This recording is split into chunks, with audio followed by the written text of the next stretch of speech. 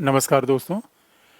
हम current affairs की दूसरी श्रृंखला में शामिल हैं क्योंकि हमारा प्रयास है कि हम ऐसे करंट अफेयर्स के विषय को लाएं जो कि वर्तमान प्रारंभिक परीक्षा 2020 की प्रारंभिक परीक्षा के लिए भी बड़े समान रूप में उपयोगी हैं और बाकी हर समकालीन विषय जिसमें पॉलिटी और आईआर शामिल है उस पर एक आपके नज़रिए का भी विकास हो जाए। और उसी में एक वर्तमान मुद्दा है क्रीमी लेयर का। आपने न्यूज़पेपर में शायद सुना होगा कि लगातार क्रीमी लेयर के वर्तमान प्रावधान पर सरकार फिर से विचार करने का, फिर से बदलाव करने का प्रयास कर रही है, क्योंकि आरक्षण के विवाद में क्रीमी लेयर का विवाद भी अपने आप आ जाता है। और क्रीमी लेयर में क्या बदलाव होना चाहिए, क्यों लोग इसका विरोध कर रहे हैं, क्या क्रीमी लेयर का विचार है, तो आज की श्रृंखला में हम यही शुरू करेंगे कि आखिर में क्रीमी लेयर का अभिप्राय क्या है, आया कहाँ से।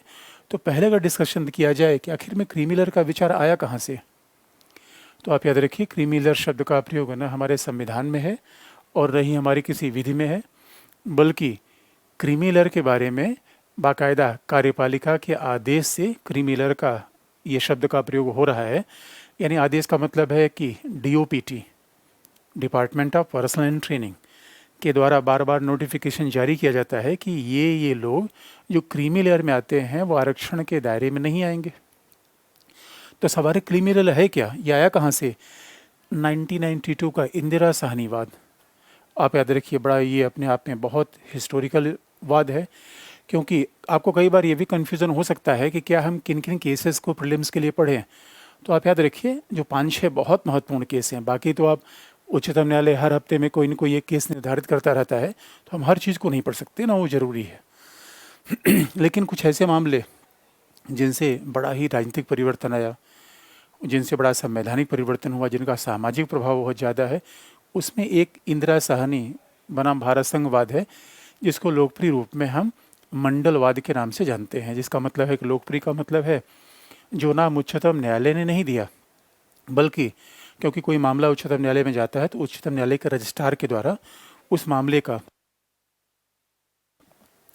का अंकन किया जाता है, जिसे उच्चतम न्यायालय की रजिस्ट्री कहते हैं। तो उच्चतम न्यायालय की रजिस्ट्री में नाम है इंदिरा साहनी वाद, जबकि प्रेस में पत्रकारों ने इसे मंडलवाद के नाम से लोकप्रिय बना दिया, क्योंकि ये वाद मंडल आयोग की सिफारिशों पर आधारित था, इसी से जुड़ा हुआ था। और मंडल आयोग का मतलब बिंदेश्वर प्रसाद मंडल, बिहार के पूर्व मुख्यमंत्री, जिनको एक आयोग का अध्यक्ष बनाया गया था, राष्ट्रीय पिछड़े वर्ग आयोग का अध्यक्ष बनाया गया था कि वो पिछड़े वर्गों की पड़ताल करें, इसलिए उनके नाम पर ये नाम पड़ गया मंडल आयोग। दूसरी बात है, अब जब हम कहते हैं कि मंडल आयोग की बात, तो इंदिरा साहनी वाद में पहली बार ये शब्द आया है, क्योंकि हमारे संविधान में ये बात लिखी गई है कि समाज के जो शैक्षिक और सामाजिक रूप में पिछड़े वर्ग हैं, अब ध्यान दीजिएगा, शैक्षिक और सामाजिक रूप में पिछड़े वर्ग को सेवाओं में आरक्षण दिया जा सकता है, बशर्ते उनका सेवाओं में प्रतिनिधित्व अपर्याप्त हो। ऐसे शब्द का प्रयोग किया गया है अनुच्छेद 15(4) में। बस 15(4) और 16(4) दोनों में शब्द का प्रयोग है, एक लगभग शब्द का एक ही प्रयोग है, बस थोड़ा सा तकनीकी अंतर है। कहा जाता है 15(4) में कहा गया है कि सामाजिक और शैक्षिक रूप में पिछड़े वर्गों के उत्थान के लिए। इसलिए आप देखेंगे सारे आर्टिकल महत्वपूर्ण नहीं होते, लेकिन यहाँ 15(4) का महत्व होगा, क्योंकि इसमें बड़ी महत्वपूर्ण बात कही गई है कि सामाजिक और शैक्षिक रूप में पिछड़े वर्गों के उत्थान के लिए राज्य के द्वारा तमाम उपाय किए जाएंगे।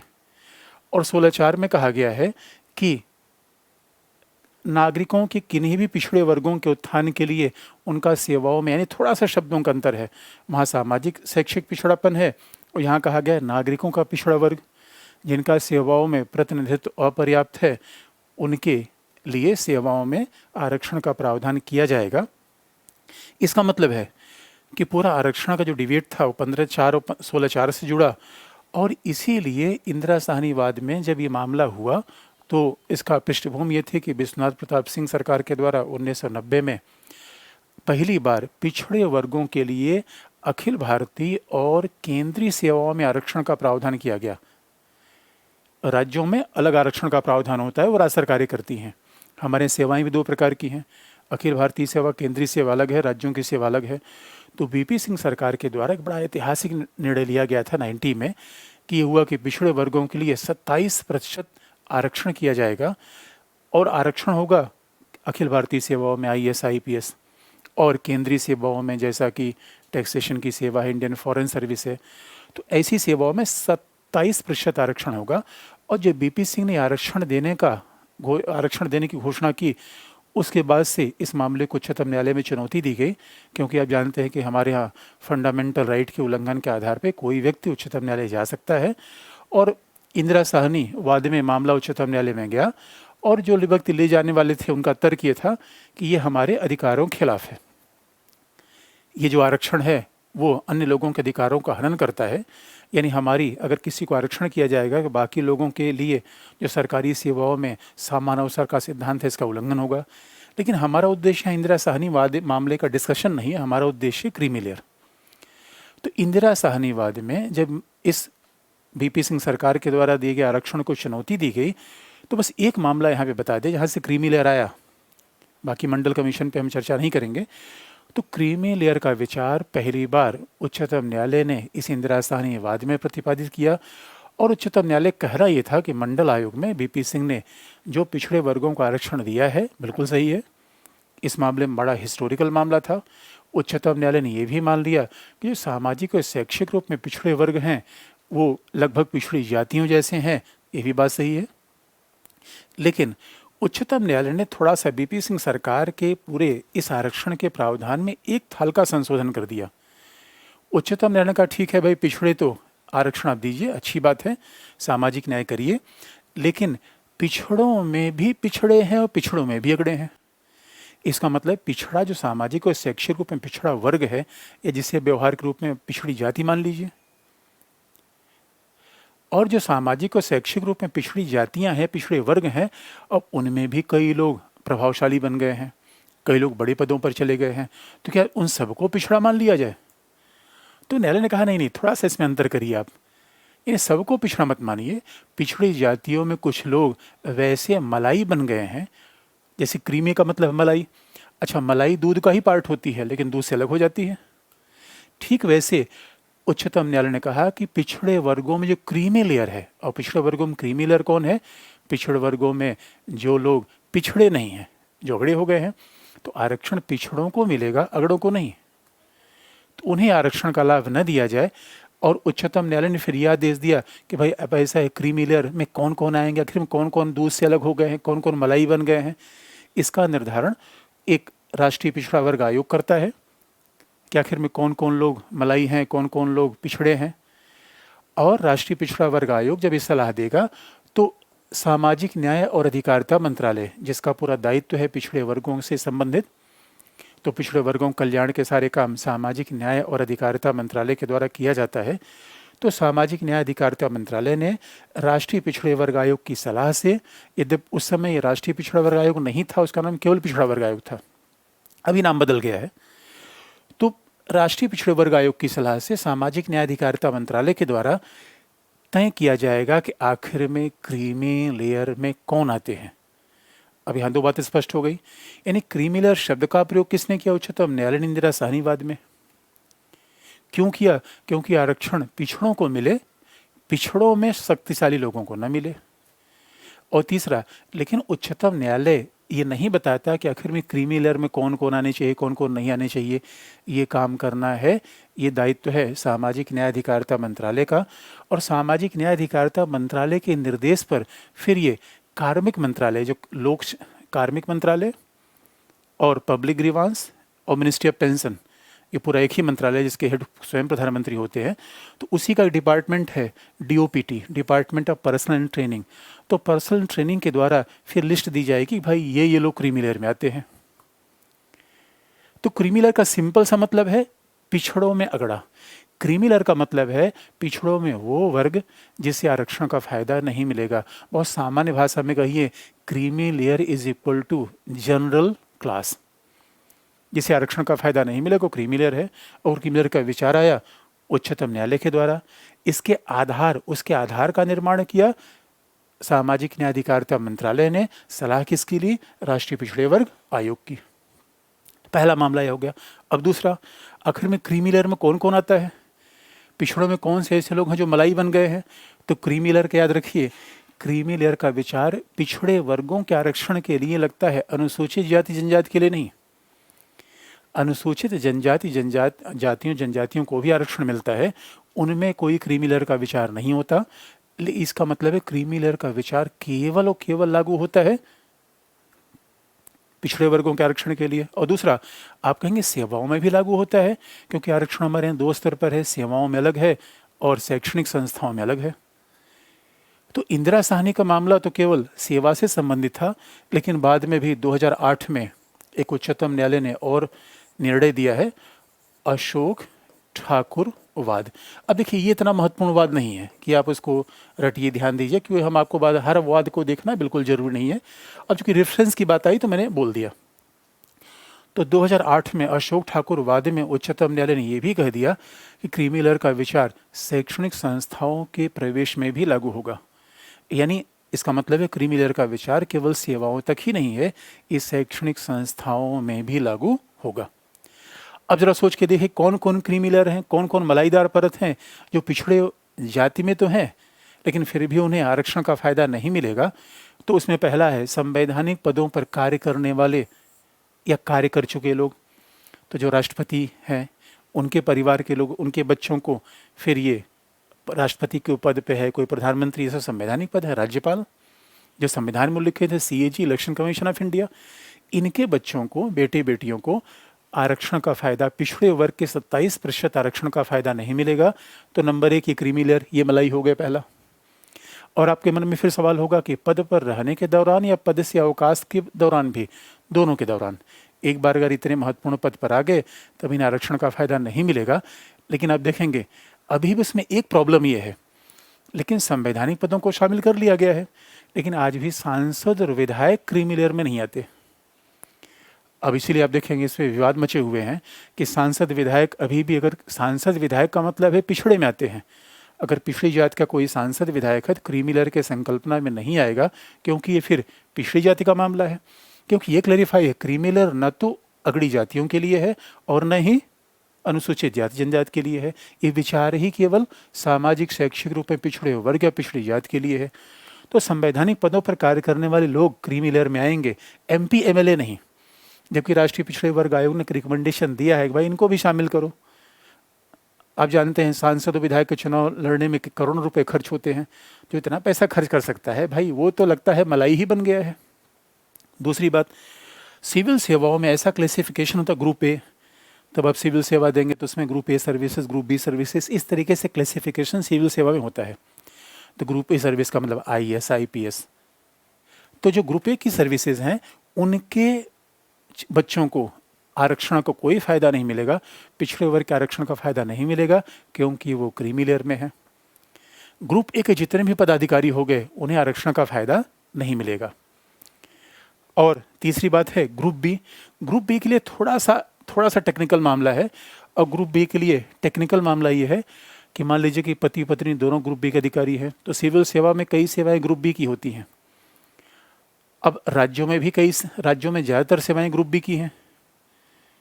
अब मान लीजिए कोई ग्रुप B से प्रमोट होकर ग्रुप A में आ जाए, कोई PCS से प्रमोट होकर IAS बन गया, तो इसके लिए कहा गया है कि अगर कोई ग्रुप B का व्यक्ति 40 वर्ष के पहले प्रोन्नत होकर ग्रुप A में आ गया तो उसे क्रीमी लेयर माना जाएगा।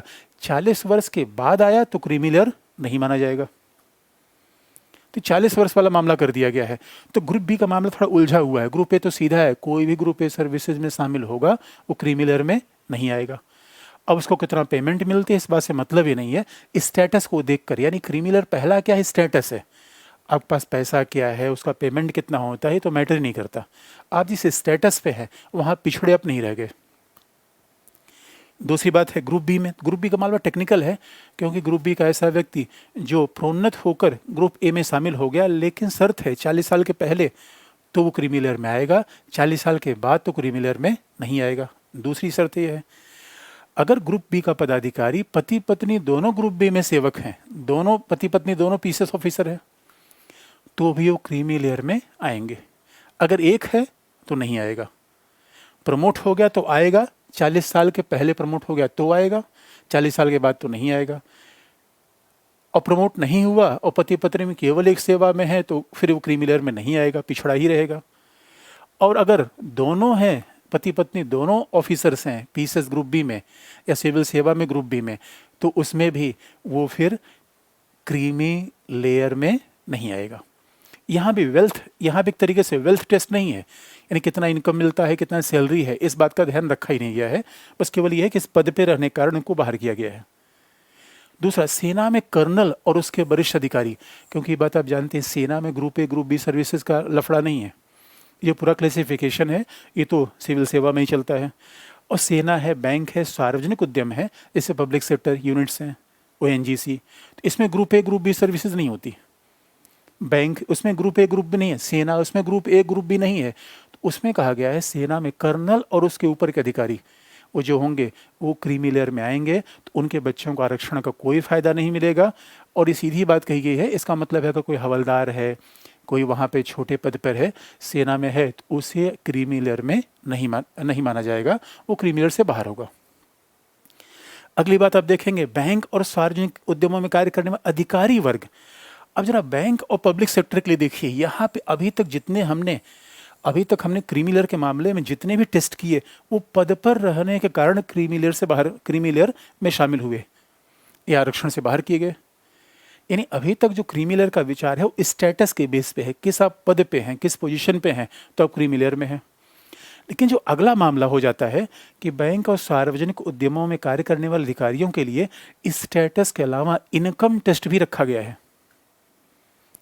अब ये ध्यान देने की बात है, स्टेटस के अलावा का मतलब है बैंक और सार्वजनिक उद्यमों में काम करने वाले अधिकारी वर्ग होगा, इसका मतलब क्लर्क नहीं, चपरासी नहीं। जो बात ध्यान में, अधिकारी वर्ग प्लस उनकी आय 8 लाख से ज़्यादा हो सालाना अगर आय 8 लाख से कम हो रही है तो फिर क्रीमी लेयर में नहीं आएंगे।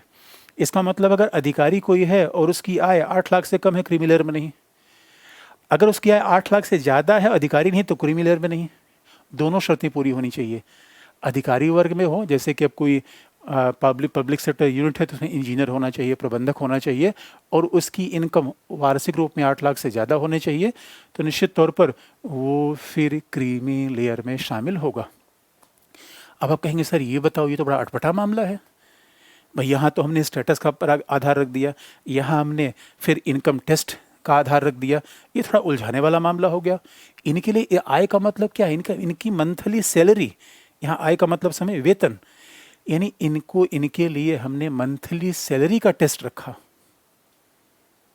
अभी तक हमने सैलरी की बात ही नहीं की थी, लेकिन बैंक और सार्वजनिक उद्यम में काम करने वाले पदाधिकारियों के लिए सैलरी एक टेस्ट है। और सैलरी कितनी होनी चाहिए, आय और सैलरी का मतलब है कि उनकी वार्षिक आय या सैलरी जो प्राप्त हो रही है वो राशि 8 लाख से ज़्यादा न हो और वे किसी अधिकारी वर्ग में शामिल न हो। दोनों शर्तें अगर पूरा कर रहे हैं तो क्रीमी लेयर में नहीं होंगे, अन्यथा वो भी क्रीमी लेयर माने जाएंगे और आरक्षण का फायदा उन्हें नहीं मिलेगा। तीसरी बात, अब मान लीजिए कोई ऐसा व्यक्ति हो सकता है जो सेवा में हो ही ना, ऐसे भी तो लोग हमारे यहाँ हो सकते हैं, या सेवा में है तो निश्चित तौर पर क्लर्क हैं, चपरासी हैं, तो उनके लिए सीधा ये बात रख दी गई है कि वार्षिक आय 8 लाख से ज़्यादा, यानी अगर कोई व्यक्ति है जिसकी वार्षिक आय 8 लाख रुपए से ज़्यादा है, लेकिन बात ध्यान में रखने की है, लेकिन इस वार्षिक आय में 8 लाख से ज़्यादा, इस वार्षिक आय में वेतन और कृषि आय शामिल नहीं है। ये बहुत बड़ा डिफरेंस है। अब आप में कंफ्यूजन होने का कारण एक बनता है, आप कहेंगे सर इसका मतलब है क्रीमी लेयर को निर्धारित करने के हमारे पास 3 तरीके आ गए। पहला आधार है स्टेटस, दूसरा आधार है इनकम प्लस स्टेटस, इनकम का मतलब सैलरी प्लस स्टेटस, और तीसरा आधार है केवल सैलरी। यानी हमने, अब आप कहेंगे सर इतना ही पेचीदा मसला क्यों है, अरे सीधी बात करो, अब आजकल गुड गवर्नेंस का ज़माना है, हर चीज़ को हम सिंप्लीफाई करना चाहते हैं। गुड गवर्नेंस में तो हर चीज़ सीधी सरल होनी चाहिए, तो इसलिए कहा गया है कि सर ये 3 आधार बनता है, क्योंकि ऐसे लोग वार्षिक आय जिनकी 8 लाख से ज़्यादा है, मान लीजिए कोई प्राइवेट दुकान खोला हुआ बिजनेस कर रहा है, अगर उसकी वार्षिक आय 8 लाख से ज़्यादा है तो आप कहेंगे सर हर साल, मान लो अभी 8 साल है, अगले साल 4 लाख हो जाए तो नहीं आएगा। 8 लाख आय लगातार 3 साल तक होनी चाहिए अगर कोई व्यक्ति प्राइवेट बिजनेस में है तो। लेकिन उस 8 लाख की आय में अगर वो कहीं काम कर रहा है, अगर वो सैलरी है, उस कहीं बैंक में है, कहीं चपरासी है, कहीं क्लर्क है, क्योंकि अधिकारी नहीं होना चाहिए, तो उसका वेतन शामिल नहीं हो। कृषि आय, अब मान लीजिए किसी के पास 200 बीघे ज़मीन है और 200 बीघे ज़मीन से जितनी आय आ रही है वो काउंट नहीं होगी, क्योंकि वो पिछड़े वर्ग में माना जाएगा, भले ही उसके 200 एकड़ ज़मीन से वार्षिक आय उसकी 10 लाख रुपए हो रही हो, इसको शामिल नहीं किया जाएगा। तो तीसरे में है कि वार्षिक आय 8 लाख से ज़्यादा होनी चाहिए, लेकिन जिसमें कृषि आय और उसका वेतन शामिल नहीं किया जाएगा। तो हमारे पास 3 क्राइटेरिया बन गए क्रीमी लेयर के निर्धारण के। इस आधार पर देखा जाए तो हमारे पास क्राइटेरिया कितना बचा? 3। तो अब जरा पूरी बात को संक्षेप में फिर इस तरीके से लिख दिया जाए कि क्रीमी लेयर निर्धारित करने का पहला हमारे पास क्या हो गया? स्टेटस या पद। दूसरा आधार क्या हो गया कि पद प्लस उसका आय या वेतन। तीसरा आधार हो गया वेतन। तीसरा आधार हो गया वेतन। अब आप देखेंगे इसमें कॉम्प्लेक्सिटी है। इसमें कॉम्प्लेक्सिटी है, इसका मतलब है क्रीमी लेयर में जो ये 3 तरीके अपना रहे हैं, पहला विवाद की बात है कि आप किस तरीके से 3 तरीके अपना रहे हैं।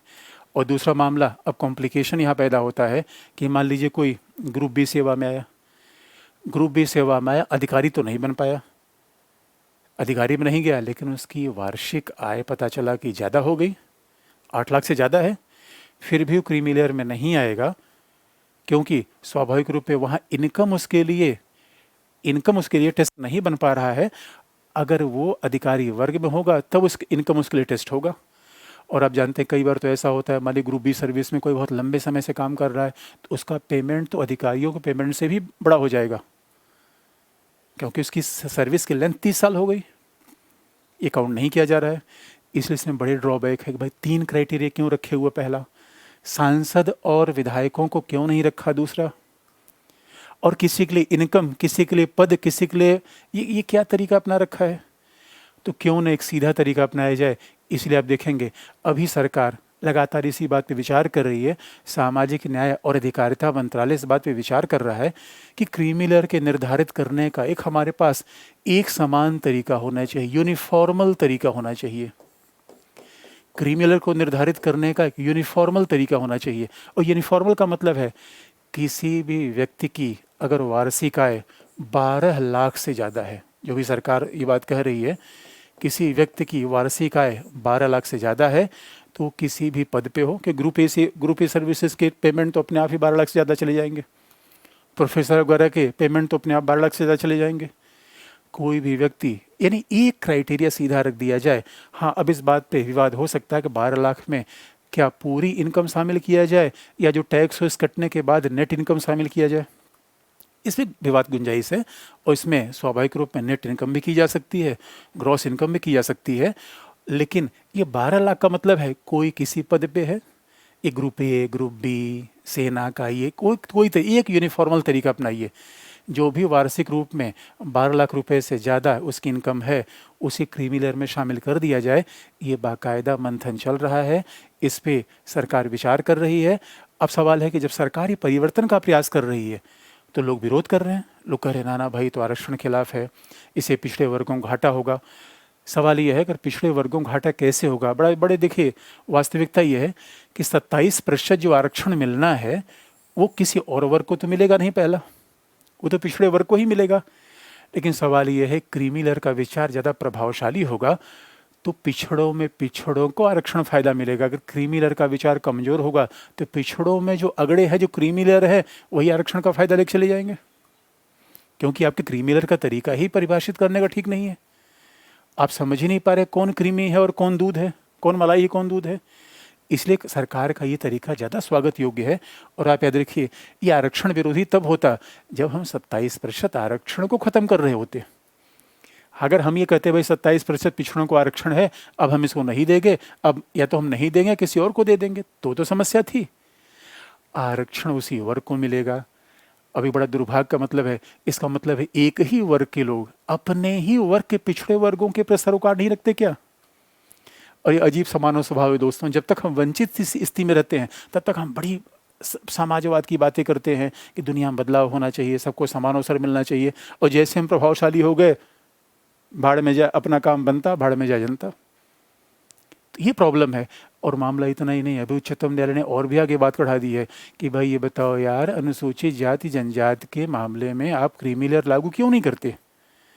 अब इसमें भी लोग कहते हैं अरे आप आरक्षण के विरोधी हैं। कई लोग फिर यहाँ बात कह देंगे, कोई लोग कह देंगे अरे ना ना सर, आप जानते नहीं, अनुसूचित जाति जनजाति का आरक्षण अलग आधार पर लागू होता है। यानी मामला ये है, मामला क्या है, पहला अभी अगर आरक्षण को सही बनाना है तो पहला देखिए एक यूनिफॉर्मल तरीका अपना लीजिए। मैं कह रहा हूँ 12 लाख नहीं 14 लाख, जो भी, इसमें कोई फर्क नहीं है, आप इसको कम ज़्यादा कर सकते हैं, लेकिन एक तरीका अपनाइए, सब के लिए एक जैसा, बिना वजह झंझट पाल के रखा हुआ है, और ये सरकार विचार कर रही है, इसलिए ये बात महत्व का विषय बन जाती है। दूसरी बात, अब तो उच्चतम न्यायालय ये भी कह रहा है, लगातार आप देखेंगे, अभी जनरल सिंह का सबसे लेटेस्ट केस आया जो 2018 में है, जनरल सिंह केस में, और उसके पहले आप देखेंगे नागराजन केस, ये महत्वपूर्ण है, नागराजन वाद में जो 2006 में आया, और जनरल सिंह केस जो 2018 में आया।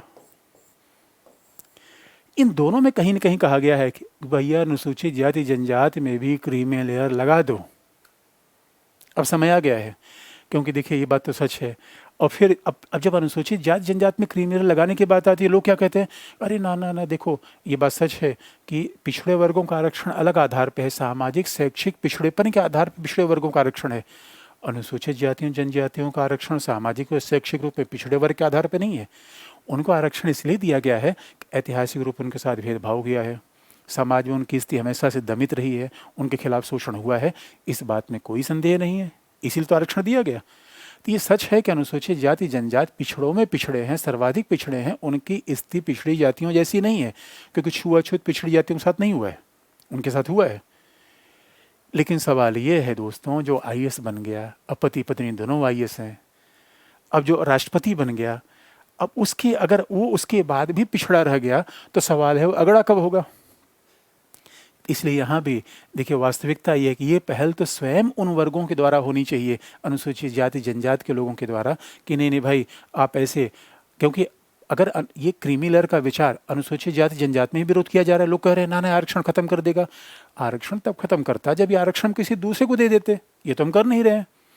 हम तो सीधा कर रहे हैं कि नहीं भाई, जो पिछड़ों में, जो अनुसूचित जाति जनजाति में रियल में जो पिछड़े हैं, आरक्षण का फ़ायदा उन्हें तो मिले। क्योंकि याद रखिए, अगर पता चला कि कोई संवैधानिक पदाधिकारी है, सांसद के बच्चे, अधिकारी के बच्चे, सब आरक्षण का फ़ायदा ये ले जा रहे हैं।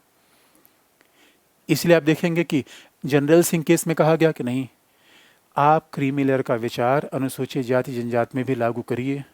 जब सरकार अभी लागू नहीं कर रही है, बड़ा उहापोह की स्थिति बनी हुई है, अभी न्यायालय इस पर लगातार विचार कर रहा है, क्योंकि और नागराजन केस में तो उच्चतम न्यायालय ने सीधा कहा था कि ठीक है, आप अनुसूचित जाति जनजाति में अगर आरक्षण दे रहे हैं, क्योंकि अनुसूचित जाति जनजाति में 2 आरक्षण है, भी आरक्षण का डिबेट हम नहीं खड़ा करना चाहते कि सामान्य आरक्षण और प्रोन्नति में भी आरक्षण।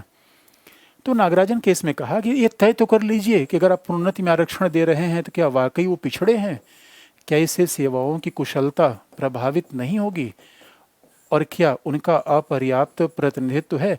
आप कोई ऐसा डाटा तो ले आइए। अब ऐसा डाटा सरकार के पास अभी नहीं है, इसलिए बार बार ये मामला बनता है। क्योंकि याद रखिए, जैसे टारगेटेड पीडीएस होता है कि यानी मुफ्त का अनाज उन्हीं को मिलना चाहिए जो उसके लिए डिजर्व करता हो, अब फ्री का सिलेंडर उसी को मिलना चाहिए जो उसके लिए डिजर्व करता हो। तो आरक्षण पर विवाद नहीं। याद रखिए, जो आरक्षण का विरोध करेगा वो सामाजिक न्याय का विरोध करेगा, हमारे संविधान के मूल आदर्शों का विरोध करेगा। यानी समाज में समानता होगी, क्योंकि समाज चेन जैसा होता है, एक कड़ी टूटेगी पूरी चेन टूट जाएगी। तो ये बात बिल्कुल नहीं है कि आरक्षण का विरोध किया जा रहा है, विरोध इस बात का है कि आरक्षण सही लोगों को तो मिले। इसलिए अगर उच्चतम न्यायालय कह रहा है, उच्चतम न्यायालय दोस्तों किसी पार्टी की संस्था नहीं है, दल की संस्था नहीं है, तो ऐसा निर्णय हमें मानना चाहिए और सच मानी इसे लागू भी करना चाहिए। क्रीमी लेयर का विचार इतना ही।